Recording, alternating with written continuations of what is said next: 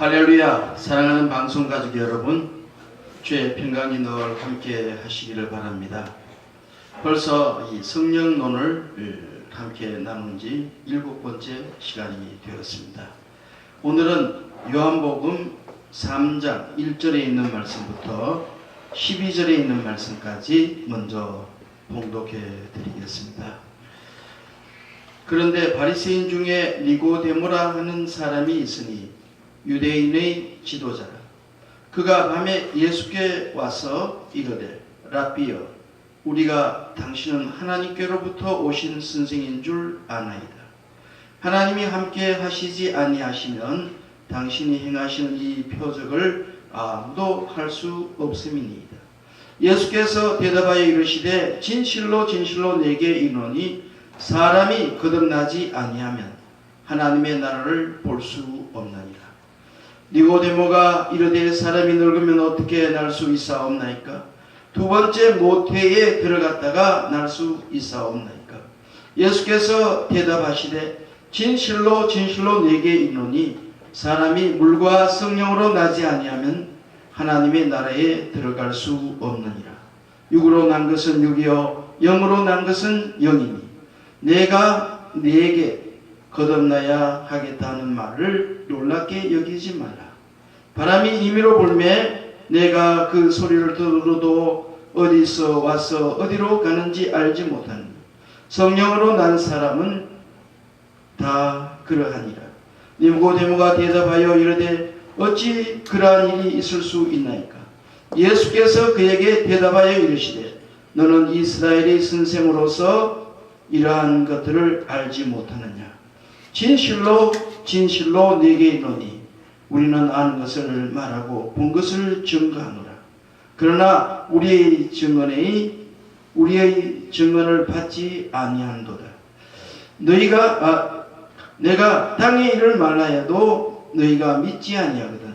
하물며 하늘의 일을 말하면 어떻게 믿겠느냐. 아멘. 저는 지난 시간에 여자의 후손과 뱀의 후손에 대해서 간략하게 말씀을 드렸습니다. 여자의 후손, 여러분들은 누구라고 생각하십니까?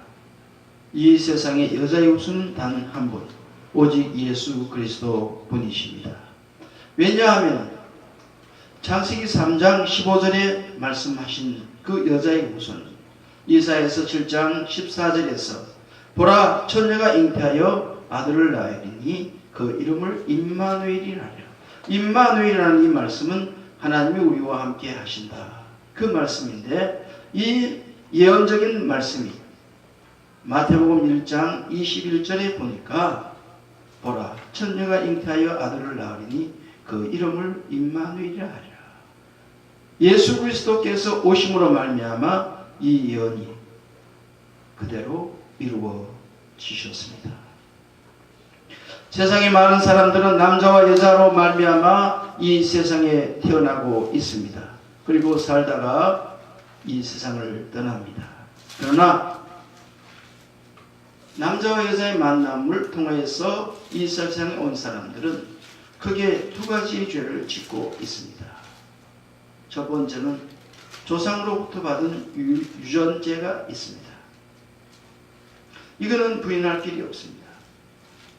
아무리 갓난아기라도 그 갓난아기의 마음속에 욕심이 있는 걸 볼 수가 있습니다. 그리고 자기의 의사를 표현하고 자기 주장이 있는 것을 볼 수 있습니다. 그것이 뭐 죄냐 이렇게 말할지 모르지만 그 욕심이 잉태하여 죄를 낳습니다. 죄가 장성하여 사망에 이르게 되기 때문입니다. 세상의 모든 문제는 다 욕심에서부터 출발하는 것입니다. 또한 두 번째의 죄는 자기 스스로가 죄를 범합니다. 사람에게는 이성이 있고 또 윤리와 도덕이 있습니다. 그러나 윤리도 무시하고 도덕도 무시하고 자기의 옳고 그름을 판단할 수 있는 지혜도 있고 지식도 있지만 그것을 무시하고 사람들은 죄를 짓습니다. 이 죄 짓는 모습은 제가 말씀을 드리지만 저도 똑같은 존재입니다. 그렇기 때문에 모든 사람이 다 죄인이고 모든 사람이 하나님의 영광에 참여할 수가 없습니다. 그러나 여자의 후손, 성령으로 잉태되어 이 세상에 오신 예수 그리스도에게는, 예수 그리스도는 아무런 죄가 없습니다. 유전죄도 없고 자범죄도 없습니다. 그런데 여기에서 우리가 한번 생각해 볼 문제가 있습니다. 세상에 많은 사람들이 인생의 도리를 가르친다고 합니다. 구원의 도리를 가르친다고 합니다. 세상에는 성인도 많고 도인들도 많습니다. 이들이 종교를 만들었습니다. 우리의 인생이 길잡이가 되겠다고 하고 있습니다. 그러나 저들이 가르친 그 도 속에, 저들이 가르친 그 교훈 속에 세 가지가 분명히 있어야만이 진정한 의미의 진리를 가르친다. 그렇게 말할 수가 있습니다. 그 첫 번째 조건은 사람은 어디로서부터 왔느냐. 이 문제에 대해서 아주 명쾌하게, 분명하게, 확실하게 그렇게 가르쳐 주어야만 합니다. 그 두 번째는 이 세상에서 우리가 어떻게 살아야 하는가. 이 문제를 제대로 가르쳐주고 참 이 세상에서 진정으로 사람답게 살아갈 수 있는 진리를 가르쳐 주어야만 합니다. 마지막으로 셋째는 사람은 다 유한한 존재이기 때문에 이 세상을 떠나게 되어 있습니다. 세상을 떠날 적에, 그럼 이 세상을 떠나면 그 다음 어디로 가느냐. 많은 사람들이 세상을 떠나면은 돌아가셨다 그러는데 그 돌아가면은 가는 곳이 있어야 될 거 아닙니까? 그 문제에 대해서 분명하게 말해 줘야 합니다. 그런데 놀랍게도 불교의 창시자인 석가모니는 이 세 문제에 대해서 분명한 답을 주지를 못했습니다. 그래서 사람이 죽으면은 윤회를 한다. 이 세상에서 착하게 살아야만이 사람으로 다시금 태어난다. 그렇지 않으면은 아주 짐승으로 태어난다. 그렇게 말했습니다. 그러면은 그렇게 태어난 사람이 정말로 착한 사람들만이 세상에 살고 있습니까? 그것은 아님을 우리가 알 수가 있습니다. 또한 중국의 공자도 동양의 철학을 이야기했지 구원의 도리를 가르쳐 준 적이 없습니다. 사람이 어디로부터 왔느냐, 이 세상에서 어떻게 살아야 되느냐, 그 다음 어디로 가느냐, 여기에 대해서 분명한 진리를 말하지를 못했습니다.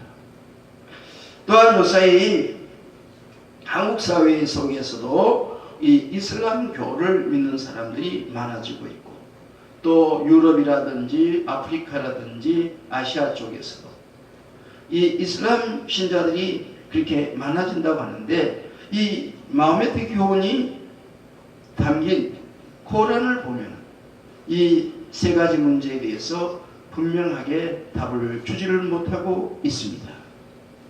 그렇기 때문에 세상의 어떤 종교와 똑같다, 모든 종교는 다 똑같다, 그 말은 틀린 말입니다.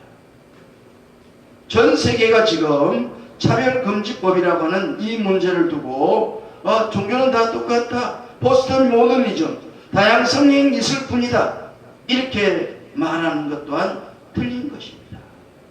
기독교는 기독교고, 불교는 불교고, 또 유교는 유교고, 이슬람은 이슬람인 뿐입니다. 그러나 분명한 것은 우리 인생의 문제, 이 구원의 문제, 세 가지에 대해서 명확한 답을 줄 수 있고, 주고 있고, 또 분명하게 가르치고 있는 것은 하나님의 말씀인 성경, 여기에만이 분명하게 있습니다. 그러기에 오직 예수 그리스도만이 복음이시고 예수 그리스도만이 구원의 주십니다.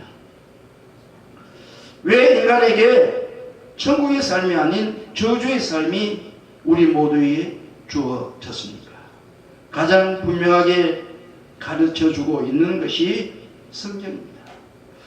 세상의 어떤 책도 천지 만물의 시작과 또한 이 죄 문제의 시작과 더 나아가서 이 구원의 도리에 대해서 확실하게 말씀하고 있는 것은 오직 성경밖에 없습니다. 하나님께서 천지 만물을 창조하시고 그 관리자로 사람을 남자와 여자로 지어서 복을 주셨습니다. 그 복이 바로 생육하고 번성하여 땅에 충만하는 것이었습니다. 에덴 동산을 만드시고 그곳에서 슬픔이나 이별이나 근심이나 걱정이나 질병이나 가난이나 환난 등이 전혀 없는 곳에서 아담과 하와를 살게 하셨습니다. 이 사실은 아마 여러분들이 많이 들었을 것입니다. 에덴 동산 낙원이다. 에덴 동산은 참으로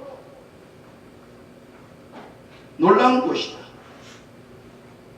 그런데 여기에 대한 확실한 증거가 뭐가 있는가? 많은 사람들이 그렇게 묻고 있습니다. 저는 이 사실을 이렇게 증명해 보고 싶습니다. 현대 심리학자들이나 상담가들은 많은 연구를 하고 있습니다.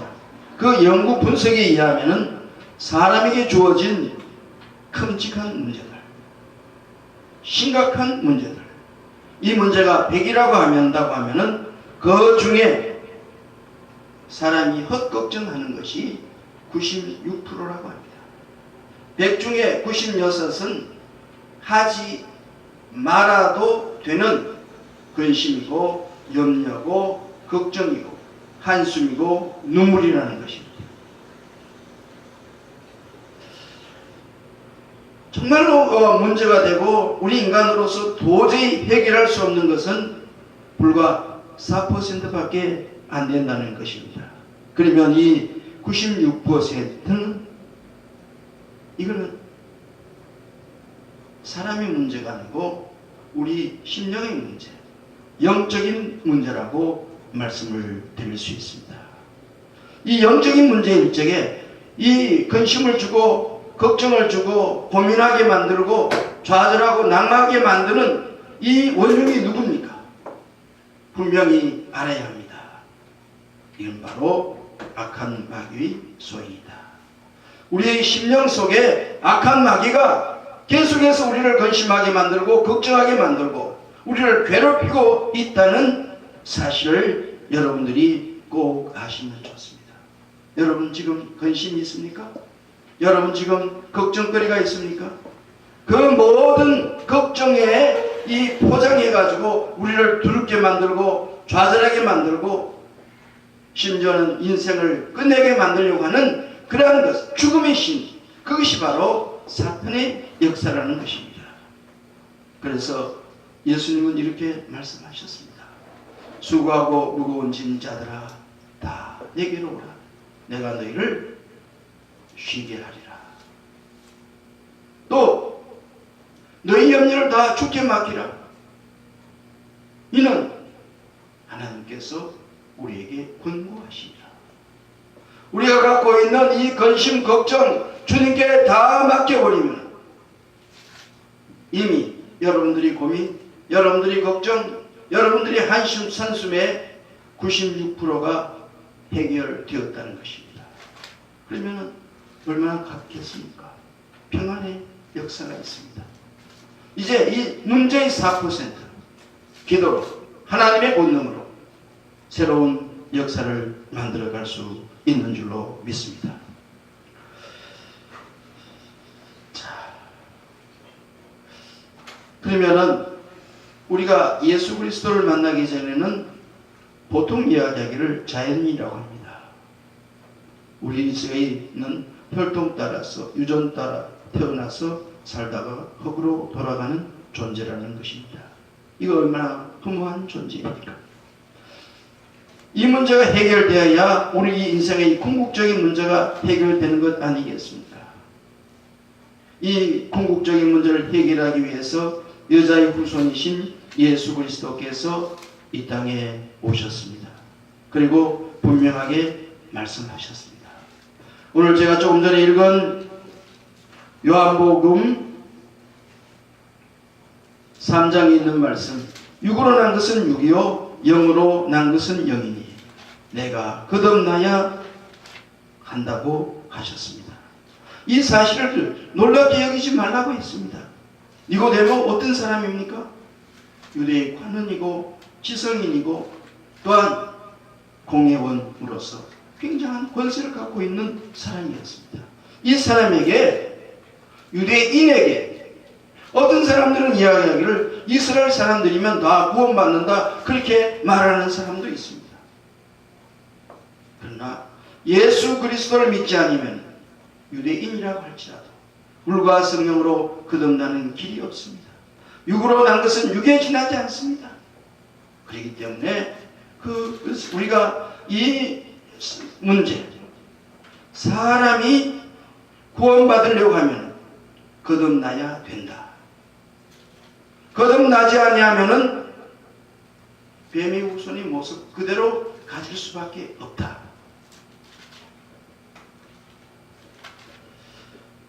그래서 예수님은 이 거듭나는 도리를 니고데모에게 가르쳤습니다.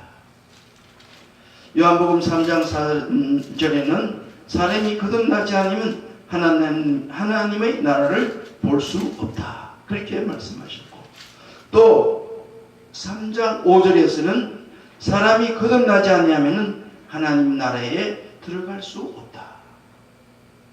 여러분, 하나님의 나라에 들어가야 되지 않겠습니까? 구원받아야 되겠습니까? 아버지의 나라에서 영원토록 영생의 은혜를 덧입어야 되지 않겠습니까? 그러려고 하면은 물과 성령으로 거듭나야 된다. 그렇게 말씀하셨습니다. 자, 물과 성령으로 거듭나는 게 그러면 도대체 뭔가? 좀 더 구체적으로 말씀을 드립니다. 이 물은 하나님의 말씀을 의미하고 있습니다. 왜 물이 하나님의 말씀이냐? 사람 몸의 70%가 물입니다. 물이 없으면은 목말라도 물을 먹지 못하면은 그 다음에 말라 죽습니다. 사막을 여행하는 사람들이 마지막에는 자기가 타고 가던 낙타까지라도 죽여가면서 물을 마셔야 되는 이유가 물을 마시지 않으면 죽습니다. 이거는 굉장히 우리에게 상징적으로 교훈하는 바가 큽니다. 우리 영혼이 살기 위해서는, 우리 영혼이 거듭나기 위해서는 하나님의 말씀이 있어야만 합니다. 하나님의 말씀을 먹어야만 합니다. 하나님의 말씀이 없으면 우리 영혼은 사는 길이 없습니다.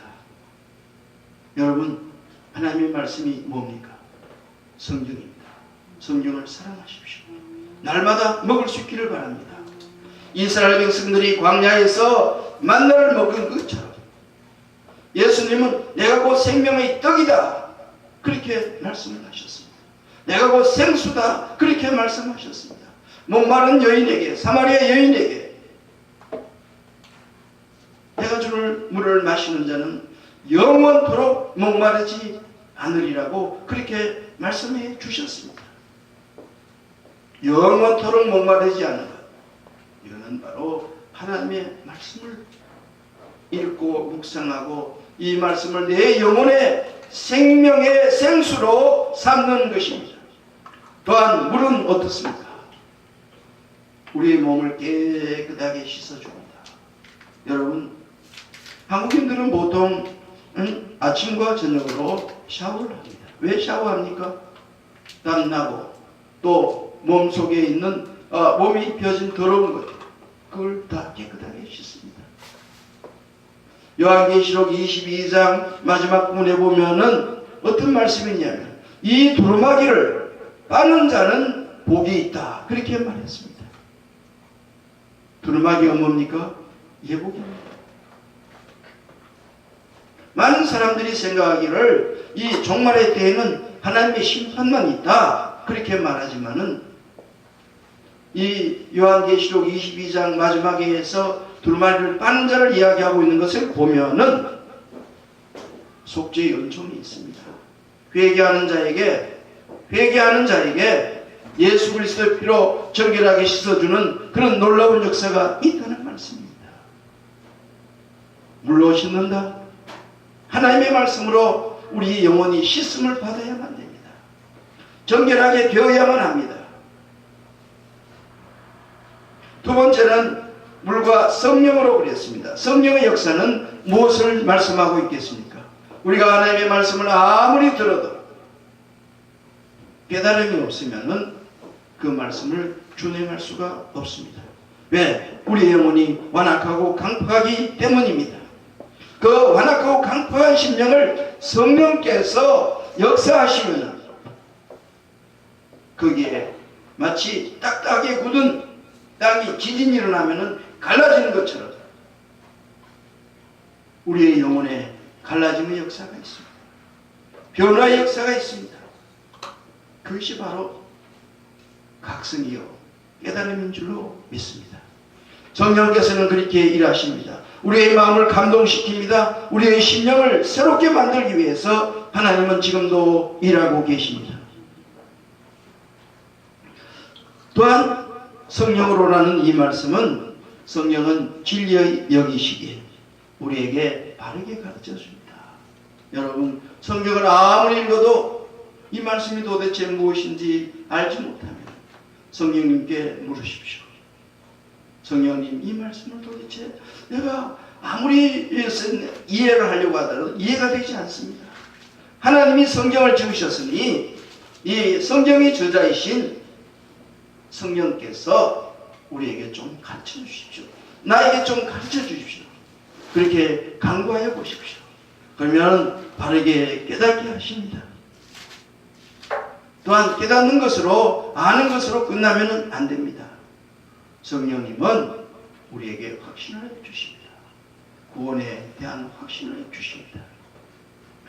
그리스도 영이 없는 사람은 그리스도인이 아니라고 로마서 8장 9절에서 분명히 말씀하셨습니다. 그리스도의 영이 없으면 우리가 예수를 주라고 시인할 수 없습니다. 예수를 주라고 고백할 수가 없습니다. 환난과 핍박을 당해도 넘어지지 않고 굳건하게 설 수 있고 내가 예수 그리스도의 피로 정결하게 씻음을 받은 그러한 구원의 사람이라는 자신의 믿음의 정체성이 분명해지는 것은 성령께서 우리에게 마치 자기 집의 재산의 문서에 도장을 찍는 것처럼 하나님께서 우리에게 인쳐주시는 너는 구원받은 사람이다. 내가 너를 보증을 한다.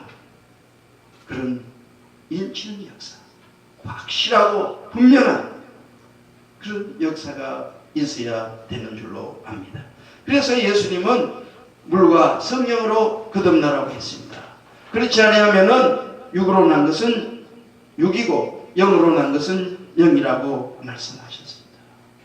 마지막으로 고린도후서 5장 17절에 보면은